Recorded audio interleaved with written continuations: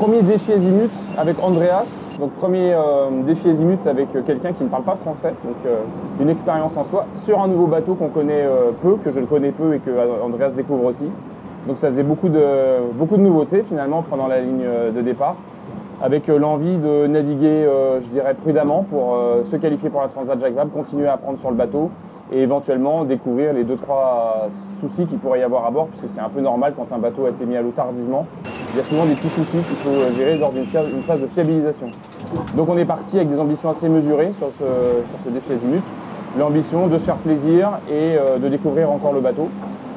On a fait un départ assez moyen parce que prudent, je dirais. Donc on s'est fait enfermer par d'autres bateaux autour de nous, on n'a pas réussi à démarrer, puis on est encore en phase de recherche des réglages des voiles. C'est la première fois qu'on était confronté à la concurrence, et elle est d'un sacré niveau, cette concurrence, avec beaucoup de bateaux qui sont plus rapides que le nôtre. Mais voilà, le départ s'est quand même bien passé. On a eu une petite difficulté au large des Glénans avec un grain qui nous a surpris, et donc une manœuvre de voile un peu tardive qui nous a fait perdre pas mal de distance. Mais sinon, pour le reste, ça s'est pas trop mal passé. On sent que le bateau, si on se compare aux autres bateaux à dérive de sa génération, a plutôt du potentiel. Donc c'est assez agréable.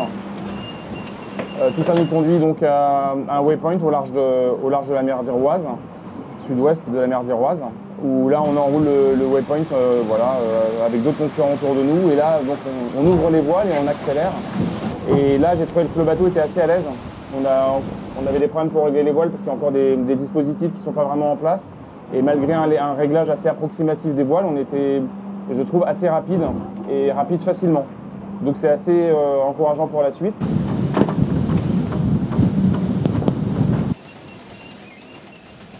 Tout allait bien à bord, et puis malheureusement en fait on a eu un problème avec une trappe d'accès au puits de dérive, un endroit dans le bateau qui s'est ouvert avec une voie d'eau, sans conséquence.